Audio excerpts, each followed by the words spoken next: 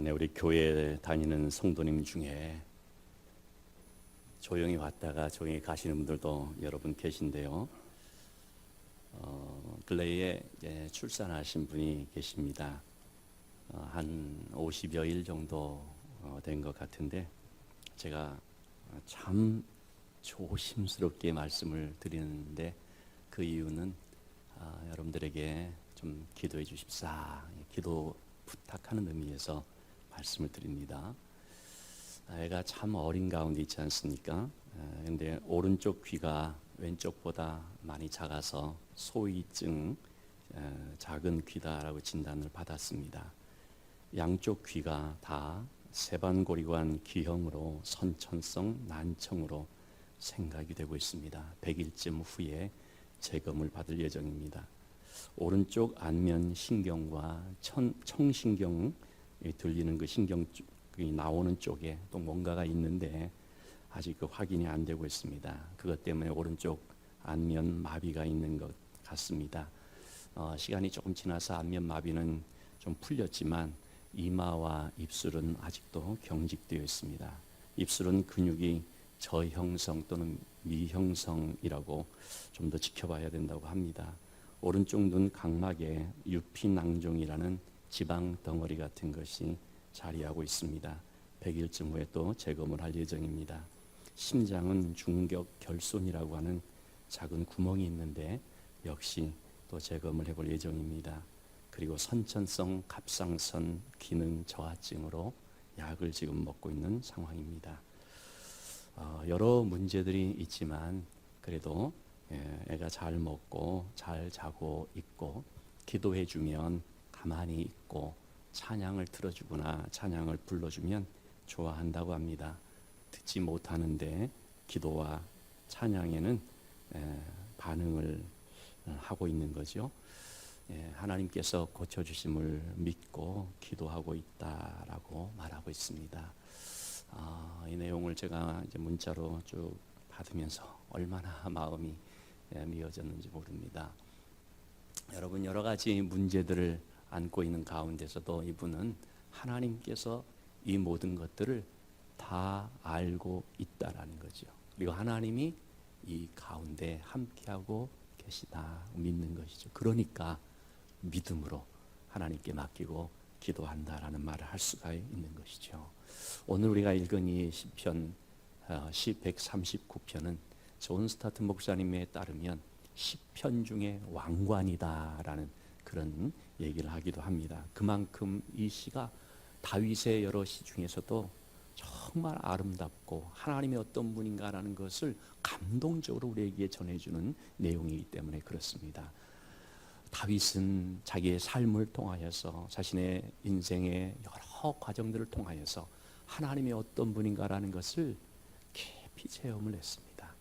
그 하나님을 체험하면서 그가 우리에게 고백하고 있는 두 가지 내용을 오늘 우리가 보고자 하는데 말하고 있는 그 첫째는 뭐냐면요, 하나님은 어떤 분이시냐? 하나님은 우리를, 나를 너무나 잘 아시는 분이다라는 것입니다.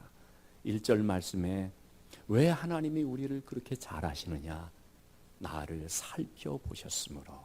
여기서 이 살펴보다라는 말, 히카르탄이라는 말은 금을 채취하는 그런 사람들이 이게 금인가 아닌가 하는 성분을 뚫어지게 살펴보는 바로 그 단어라고 합니다. 마치 금속 탐지기로 우리의 온몸을 샅샅이 보안 검색하듯이 말이죠. 그렇게 싹 세밀하게 살피는 거, 이게 바로 살펴보셨으니라는 말이거든요. 하나님은 사랑의 눈으로 그렇게 우리를 주목하며 보신다라는 것입니다. 그래서 너무나 우리에 대해서 잘 안다는 것입니다. 어느 정도로까지 아느냐?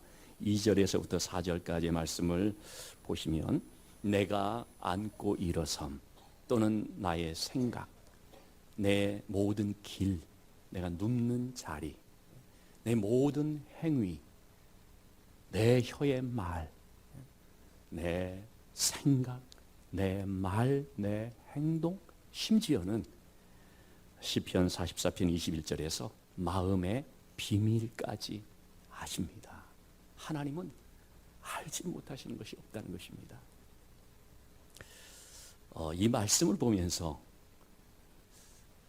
큰 은혜를 받았다기보다도 제가 볼 때 큰 영감을 받은 한 사람이 있어서 소개를 해드립니다. 세계 최대의 SNS, 소셜 네트워크 서비스라고 하죠. 세계 최대의 SNS 그러면 페이스북을 말하죠. 전 세계 인구가 약 75억 명인데 현재 페이스북에 가입된 사람이 22억 명이라 그러네요. 인구의 30% 가까이. 대단한 거죠. 페이스북을 창업한 마크 저커버그는 하버드 대학을 중퇴하지 않습니까? 그는 대학 시절 기숙사에서 지낼 때 이 페이스북을 자기 기숙사에서부터 시작을 했다고 하죠. 룸메이트가 한 명 있었는데 이 룸메이트 이름이 말람 돈키라고 하는 아주 신실한 형제였다고 합니다. 그 발람이라고 하는 친구를 통해서 처음으로 성경을 접하게 되었다고 합니다. 그래서 성경을 이제 읽겠다고 하니까 이 친구가 너무나 기뻐하고 막 흥분이 되고 그랬던가 봐요. 그래서 성경을 읽으려면 처음부터 읽어야 된다. 창세기부터 뭐 읽으라고 했겠죠. 근데 마크 저커버그는 나는 성령의 감동을 따라서 그냥 딱 펼쳐지는 것을 읽겠다라고 했던가 봐요. 이 내용은 썬데이지라고 하는 어떤 그 방송사인지 잡지인지 인터뷰를 하면서 소상하게 얘기를 했기 때문에 이 내용을 여러분 인터넷을 들어가 보시면 자세히 나와 있습니다. 어쨌든 그래서 성경을 처음으로 딱 펼쳤습니다. 어디 나왔을까요? 성경을 딱 펼치면요 중간 좀 비슷한 지점에 시편 139편이 있습니다. 시편 139편 1절에서 4절 말씀이 이 마크 저커버그에게 강력한 영감으로 딱 오더라는 거예요. 그는 그런 표현을 합니다. 그 순간 하늘에 별이 반짝이는 것 같고 천사들의 소리가 막 들리는 것 같고 여기저기 플래시가 터지는 것 같고 여러분 저커버가 무슨 생각을 했겠습니까? 이거다 라고 했다는 거예요. 우리의 모든 사람의 모든 것을 아시는 하나님이라고 성경은 말하고 있는데 자기는 그 순간에 뭘 생각했냐? 컴퓨터. 전 세계에 없는 것이 없는 컴퓨터. 이 컴퓨터를 연결하면 모든 사람이 모든 사람에 대해서 알 수 있다 라고 해서 나온 것이 페이스북이었습니다. 참 하나의 우스갯일지 모르겠는데 여러분 이 마크 저커버그는 정말 이 말씀을 보면서 얼마나 수지 맞았겠습니까? 네, 여러분 진짜 우리야말로 수지 맞은 사람들인 줄로 믿습니다. 하나님이 우리를 그렇게 알고 있다는 거 아닙니까? 하나님께서 우리의 모든 것들을 다 살피고 있다는 거 아닙니까? 여러분 하나님이 우리를 다 알고 있다는 것은 우리를 감시한다는 뜻 아닙니다. 나는 너의 지난 여름 무슨 짓 했는지 안다. 그 뜻 절대 아닙니다. 하나님께서 우리를 지켜보호해 주신다는 뜻입니다. 그래서 나온 5절 이어지는 말씀이 뭡니까? 하나님이 나의 모든 걸 아시니까 어떻게 하신다고요? 나의 앞뒤를 둘러싸시고 내게 안수하셨나이다. 안수하다라는 말은 손으로 붙잡아 주시다는 뜻입니다. 내 모든 내 형편을 내 처한 어려운 상황을 지금 내가 당한 어떤 아픔이나 고통이 있다면 그 모든 것들을 아시기 때문에 하나님께서 앞뒤로 둘러싸 주시고 그리고 나를 붙들어 주시는 것이죠. 여러분 이 부분을 누구보다도 정말 크게 체험했던 사람이 다름이 아닌 다윗이지 않겠습니까? 사울 왕은 다윗 한 사람을 잡기 위해서 군사 3,000명을 거느리고 수색을 합니다. 유대 땅 그 조그만한 동네인데요.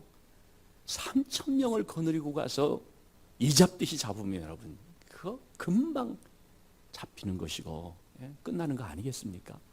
그런데 우리가 사무엘상 말씀을 잘 보시면 알지만 잡힐 듯한데 안 잡힙니다. 여기 있다 해서 가보면 어느새 피해 있습니다. 이제 금방 잡힐 것 같은 상황이 됐는데 갑자기 무슨 일이 벌어져서 사울이 군사를 돌려야 되는 일도 벌어지고 이게 뭘 말합니까? 하나님께서 토끼로 나를 둘러싸시고 나를 안수하며 이렇게 이끌어 주셨기 때문이다라는 것이죠. 우리는 힘들 때 그런 생각을 할 때가 있습니다. 하나님께서 과연 내 사정을 아시나? 정말 하나님께서 나를 아신다고 하면 내가 이런 어려운 형편에 있는 걸 왜 그냥 보고만 있지라고 싶을 때가 있지 않습니까? 이스라엘 백성들이 그랬거든요. 이 구약의 백성들이 특별히 포로 생활 가운데 있을 때, 정말 힘들고 어려운 형편 속에 있을 때, 이사야서 49장 14절 16절에서 그렇게 말하고 있죠. 하나님께서 우리를 버리셨다. 하나님께서 우리를 잊으셨다. 그러지 않고서야 우리가 어떻게 이런 일을 당할 수가 있느냐 얘기를 하는 거죠. 여기에 대한 하나님의 말씀이 무엇이었습니까?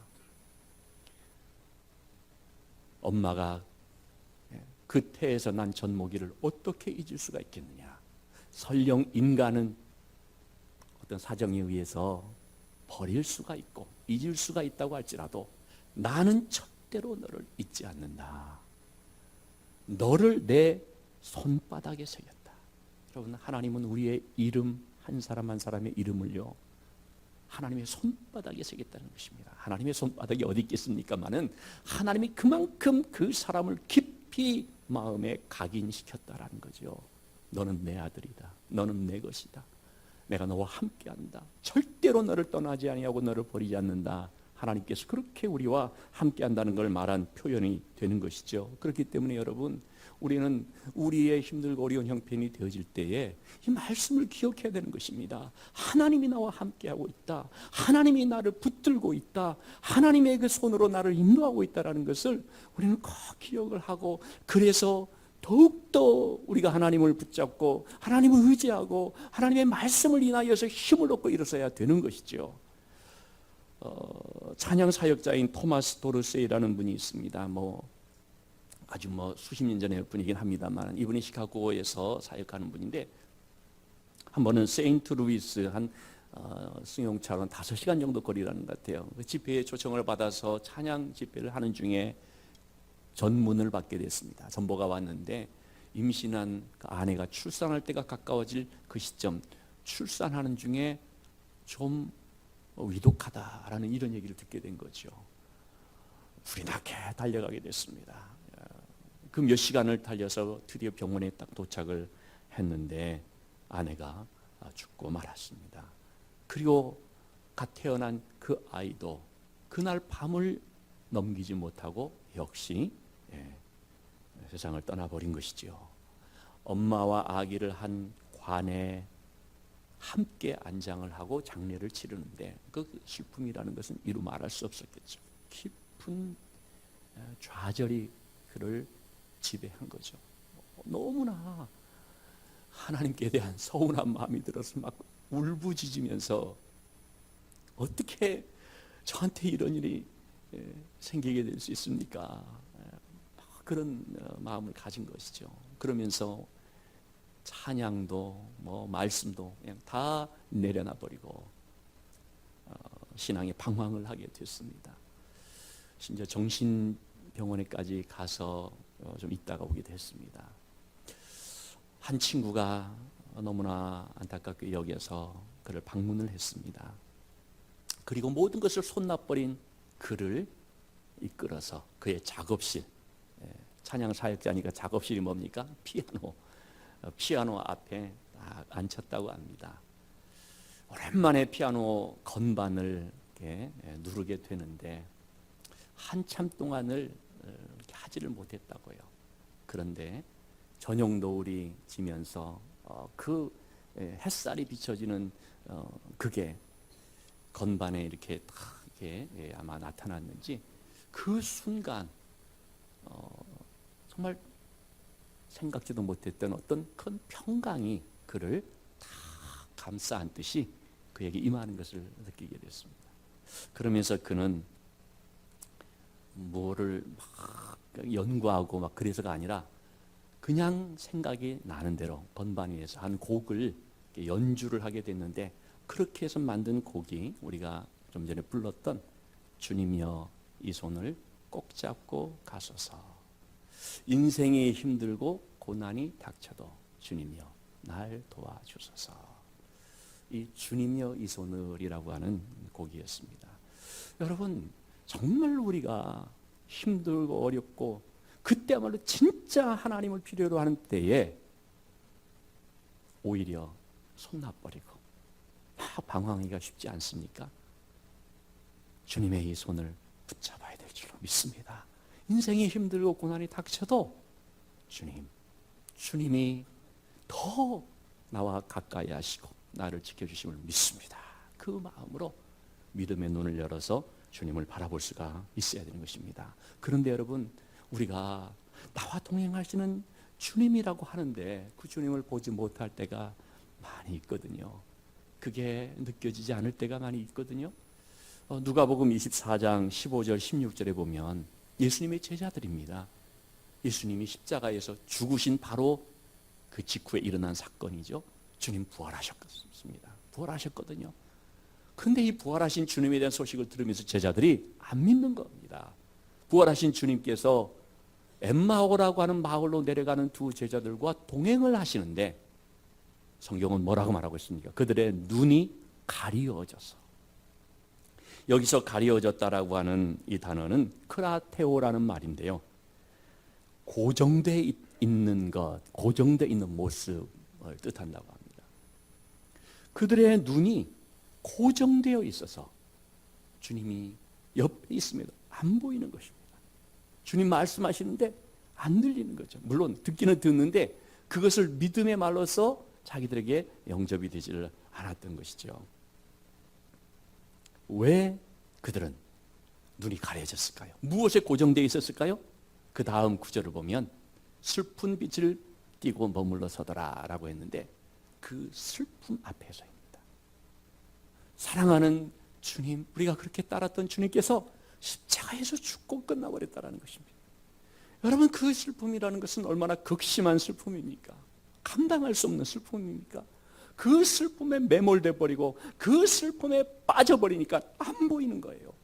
그 슬픔에서 헤어나오지 못하여서 살아계신 주님이 옆에 계신데도 안 보이는 것입니다. 이게 가리워져 버렸다는 것입니다. 여러분, 우리는 우리의 눈을 가리고 있는 것들이 있습니까?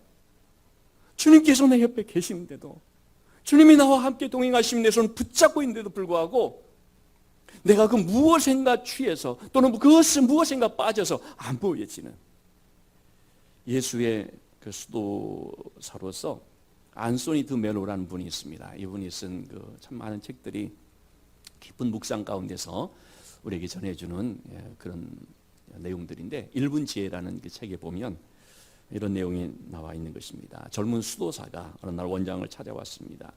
저는 수년째 금식하며 철야하며 힘써 기도하고 있는데 하나님을 못 만났습니다. 도대체 하나님은 어디 계시는 것입니까? 원장님이 대답을 했습니다. 바로 네 옆에 계시네. 그러자 이 젊은 수도사가 깜짝 놀라면서 주위를 살펴보는데 보입니까? 안 보이죠. 아니, 그 무슨 말입니까? 안 보이는데. 그러자 원장님이 말했습니다. 자네는 술 취한 사람이 왜 집을 못 찾고 왜 사람을 알아보지 못하고 비틀거리는지를 아는가? 여러분, 술 취한 사람이 왜 그렇습니까? 정말 멀쩡했던 사람도 술만 먹으면 인사불성이 되고 뭐 집도 못 찾아가고 사람도 못 알아보고 비틀거리면서 지내고. 왜 그렇습니까? 술 취했기 때문이죠. 그래서 분별이 안 되는 것이죠. 정신을 잃은 것이죠. 자네가 지금 무엇에 취했는가를 한번 보라. 그 말은 우리에게도 동일한 말 아니겠습니까?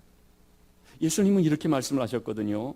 누가복음 21장 34절에 마지막 때가 될수록 사람들이 방탕함에, 술 취함에, 생활의 염려 때문에 마음이 둔하여지고 영적으로 둔하여진다는 것입니다. 하나님이 계시는데 안 보입니다. 영적으로 느껴지질 않습니다. 무엇 때문이라고요? 세상에 있는 것에 취해서 혹은 그것에 빠져서, 그것에 눈이 가리워져서. 여러분, 세상에 있는 것은 두 가지입니다. 하나는 쾌락과 욕심. 세상의 쾌락에 젖어도 또는 세상의 욕심에 빠져도 안 보이는 거예요, 영적으로. 또 한 가지는 뭐겠습니까? 염려와 근심입니다. 우리는 종종 이런 실수를 합니다. 이 세상에 있는 것에 대한 욕심이 너무 지나쳐서 그 욕심 때문에 하나님의 뜻을 보지 못하는, 그 욕심 때문에 하나님께서 멈추라 했는데도 불구하고 전혀 그런 것 느끼지 못하고 그냥 질주하다가 실패를 하고, 그래 놓고 뭐라고 합니까? 하나님, 나 진작 말려주시지. 하나님 왜 이렇게 나를 인도하셨어요? 아니, 하나님 인도한 거 아니잖아요. 멈추라 했는데, 그건 너 욕심이다라고 했는데, 그런데 그 욕심에 빠져서 그렇게 되는 경우들이 얼마나 많습니까? 또는 염려와 근심이 너무 깊어지면 그 염려, 근심 때문에 믿음이 안 보이는 것입니다. 하나님이 어떻게 나와 함께 하시고 어떻게 내 길을 인도하시는지에 대한 약속의 말씀이 안 보여지는 것입니다. 이것이 바로 우리를 영적으로 무디게 만들어버린다는 것입니다. 여기서 우리가 깨어야 되는 것입니다.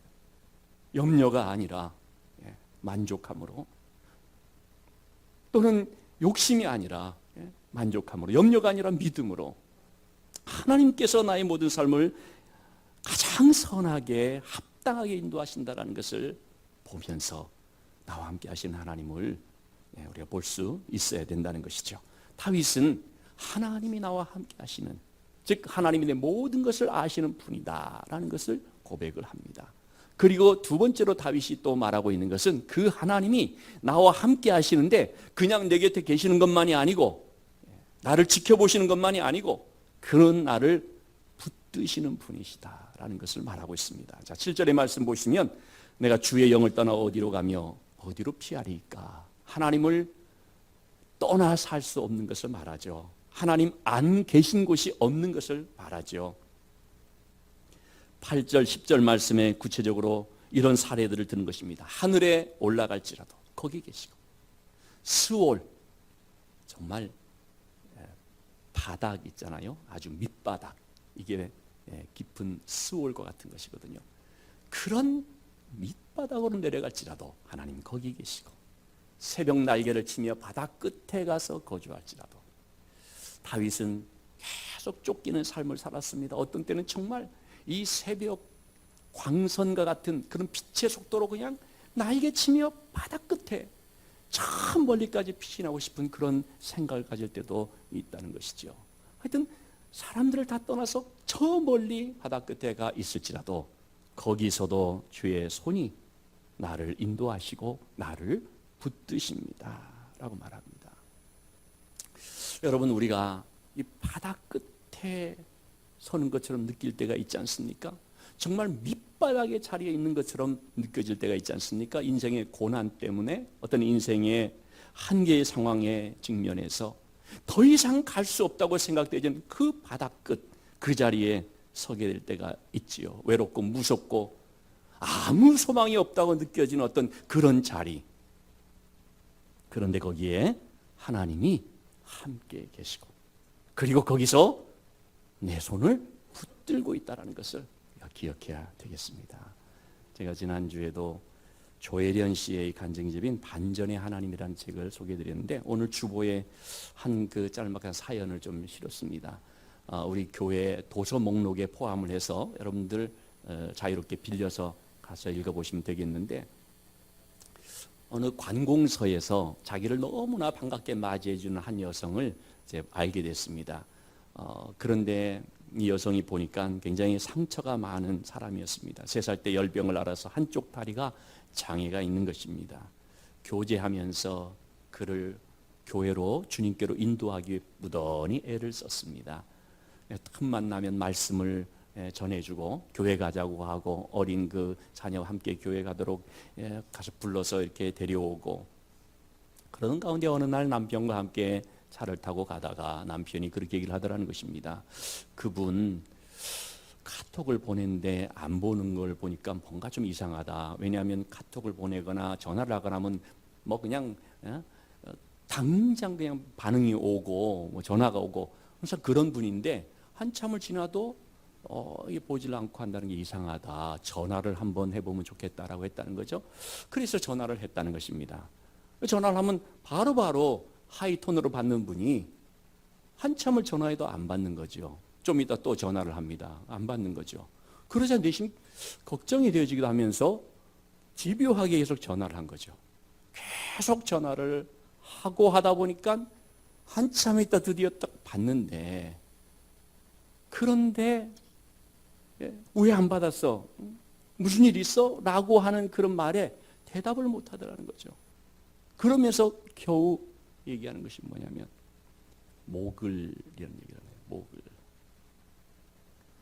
극단적인 선택을 하는 가운데 있었던 것입니다. 얼마나 그 삶이 힘들고 무거우면 뭐 그렇게 했겠습니까만은 어쨌든 바다 끝에 서 있는 상황이었던 거예요. 나는 아무런 희망이 없습니다. 더 이상 뭐 살 필요가 없습니다. 뭐 그런 어떤 그런 거죠. 그런데 계속 전화벨이 울리니까, 그래서 하도 울리니까 도대체 누군가에서 아마 의자를 놓고 위로 올라갔는지 그래서 봤다는 거예요. 봤더니 찍히잖아요. 조혜련 해가지고. 그래서 목소리나 한번 들을까 해가지고 전화를 들었다라는 거죠. 조혜련 씨가 잘 설득을 하고 그 위기를 넘기게 하고 그 다음부터 날마다 케어하면서 지금은 아주 귀한 신앙인으로서 이렇게 변화되어진, 나중에는 성경을 읽으면서 흐느끼는 그런 모습을 녹음해서 보내줬는데, 이제 그런 내용들을 제가 주보에 실었습니다. 여러분, 그 바다 끝 같은 자리에 있었을지라도요, 하나님이 계시고 하나님이 붙잡고 있기 때문에 때마침 전화를 하도록, 전화가 울리도록 역사하신 거 아니겠습니까? 하나님이 그렇게 우리의 모든 삶의 자리에서 우리를 붙들고 있다는 것을 볼 수가 있습니다. 다니엘과 세 친구를 우리가 잘 압니다. 다니엘 세 친구 사드락과 메삭과 아벳느고는 금신상에 절할 수 없다. 그래서 풀무불에 들어가게 됩니다. 그런데 다니엘의 세 친구들은 얘기를 하죠. 하나님이 우리와 함께 하십니다. 하나님이 우리를 도우십니다. 설령 우리가 세상을 떠난다 할지라도 그럼에도 우리는 하나님만을 섬기겠습니다. 고백을 하면서 풀무불에 들어가는데, 그 풀무불이 얼마나 뜨거운 불이었는지, 그들을 집어 넣는 병사들이 타 죽을 정도로 그런 엄청난 풀무불이었지만, 다니엘서 3장 25절에 나와 있는 것처럼 왕이 보니까 그 세 사람이 상하지도 않고 그냥 타지 않은 상태에서 있는데 세 사람이 아니라 네 사람이라는 거죠. 그 한 사람이 누구겠습니까? 왕이 보니까 신들의 아들과 같도다라고 했는데, 여러분, 이것은 하나님께서 우리와 어떻게 함께 하시는지를 보여주는, 잘 말해주는 그런 모습이죠. 눈에 보이지 않을지라도 하나님은 우리가 풀무불에 들어가든 사자굴에 들어가든 어떤 구덩이에 빠지든 거기에 함께 해주셔서 지켜주시더라는 것입니다. 그리고 다시 때가 되면 거기서 나오게 해주시고,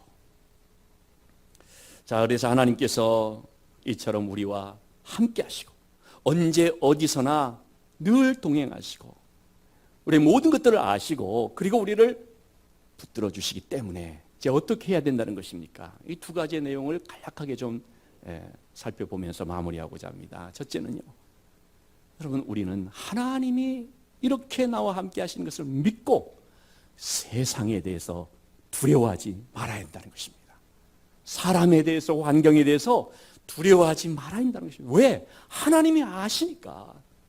그 어떤 아픔, 어떤 고난, 어떤 상처 가운데 있는지 하나님이 다 아시니까 두려워하지 말고 담대하게 나가야 된다는 것입니다. 다윗은 그 많은 고난 가운데서 이걸 기억했던 것입니다. 하나님이 나와 함께 하신다. 하나님 내 손 붙잡으신다. 그렇기 때문에 두려워하지 않고 용기를 얻을 수가 있었고, 그 어려움들을 헤쳐나갈 수가 있었고, 그 가운데 성장하여서 마침내 하나님의 귀한 일꾼으로 쓰임받을 수가 있었던 것이죠. 두려워하지 않았기 때문입니다. 골리앗 앞에 서면서 두려워하지 않았기 때문입니다. 왜 두려워하지 않느냐? 하나님이 나와 함께 하신다죠. 그 두 번째는 또 어떤 메시지를 우리가 생각해야 되냐면 하나님이 항상 나와 함께 하시기 때문에 내 삶이 조심스러워야 된다는 것입니다. 함부로 살 수 없다는 것입니다. 사람들을 안 봐도 하나님이 보고 있거든요. 내 마음에 감춰진 생각까지도 하나님이 아신다고 했거든요. 그러니까 하나님 앞에서 함부로 죄 지으면 안 되고 하나님을 경외하는 두렵고 떨림으로 하나님 앞에서 사는 삶을 살아야 한다는 거죠. 종교개혁자들의 모토 코람 데오. 코람이라고 하는 말은 앞에서, 데오라는 말은 데오스, 하나님 앞에서. 그걸 보여주는 사람이 요셉입니다. 보디발의 종으로 종살이를 하는데 다윗은 그 종살이 가운데도 하나님이 자기와 함께하고 하나님이 여기에 있다는 사실을 알았던 사람입니다. 그래서 보디발의 아내가 와서 유혹을 하죠. 어느 날 아무도 사람들이 없을 때 요셉을 붙잡고 이 집에 너와 나밖에 없다. 동침하자. 요셉이 어떻게 말합니까? 창세기 39장 9절. 하나님 앞에서 어떻게 이 큰 악을 행하여 죄를 짓겠습니까? 보디발의 아내는 사람이 없는 것만 생각하지만 요셉은 아니다라는 거죠. 하나님이 계시다는 거죠. 어떻게 하나님 앞에서 이런 일을 할 수가 있냐라는 것이죠. 그런데 다윗이 고난을 겪으면서 어려움 가운데 있을 때는 정말 하나님을 의지하고 나를 지켜봐 주시며 내 삶을 인도하신 그 하나님을 의식하면서 살아갔던 다윗인데요. 왕으로서 뭐가 잘 되어지고 형통하게 되었을 그때에 정말 큰 죄를 짓지 않습니까? 우리아의 아내인 밧세바를 범합니다. 여러분 그때도 뭡니까? 다윗이 하나님이 함께하고 있다는 사실을 의식하면서 하나님을 두려워했으면은 그게 안 되지요. 그런데 바로 이 하나님을 의식하는 이거를 놓아버리니까 그러니까 그런 참 큰 그런 죄를 범하게 되는 것이죠. 여러분 그래서 우리는 하나님이 나와 함께한다는 사실을 믿고 담대할 뿐만 아니라 또 하나님이 내가 있는 자리에 나를 지켜보고 있다는 걸 알기 때문에 두렵고 떨림으로 사는 이런 믿음의 삶을 살아야 할 줄로 믿습니다. 어떤 한 아이가 주일날 교회를 가는데 동네 아저씨가 묻습니다. 얘 어디 가니? 교회 갑니다. 그러자 아저씨가 이 애를 놀려주려고 너 하나님 있는 거 진짜 믿어? 얘기를 했습니다. 믿죠. 그럼요. 그래서 말합니다. 그러면 하나님이 어디 있는지 알려주면 내가 사과 하나 줄게. 그랬다는 거죠. 그러자 이 아이가 이렇게 얘기를 했다는 것입니다. 아저씨가 하나님이 안 계신 곳을 나에게 알려주면 내가 사과 2개 줄게요. 얘기했다는 겁니다. 여러분 하나님이 어디 계시느냐라는 사람들 속에 우리가 살아갑니다. 하나님이 보여? 안 보이는데 이렇게 말하는 사람들 속에서 우리는 하나님이 나와 함께 하시고 하나님이 나의 하나님 되시는 것을 믿는 그런 사람들입니다. 여러분 이러한 믿음을 갖게 되어졌다는 것 얼마나 놀라운 일인지 모릅니다. 하나님께서 우리를 사랑하셔서 독생자 예수 그리스도를 이 땅에 보내주시고 그를 통하여서 구원의 사건을 이루어주셨다는 것 여러분 이게 얼마나 큰 일입니까? 얼마나 놀라운 일입니까? 그런데 더 놀라운 것은요 그것을 내가 믿어지게 되었다는 것입니다. 안 믿는 사람일수록 한데 나도 안 믿었었는데 그 크신 하나님의 사랑을 내가 믿어지는 자가 되었다는 것입니다. 이제 다음 달이면 우리가 고난주간 부활절을 맞이하게 되는데요. 여러분 하나님이 그냥 계신 것이 아니고 하나님이 내 모든 죄를 용서하시고 내 죄를 위하여서 예수 그리스도를 희생제물로 삼으시고 나를 하나님의 자녀로 삼으시며 새 생명을 주셨다는 것 여러분 이게 믿어진다는 사실 정말 이건 웬일인가 웬 은혜인가라고 고백하지 않을 수가 없는 것입니다. 이 믿음을 가지고 믿지 않는 사람들 속에서 눈치 볼 것이 없이 나는 내가 믿는 하나님을 의지하면서 담대하게 나간다 고백하며 나와 함께 하시는 하나님 나를 붙드시는 하나님을 확신하는 믿음의 삶이 되기를 주님의 이름으로 축원합니다.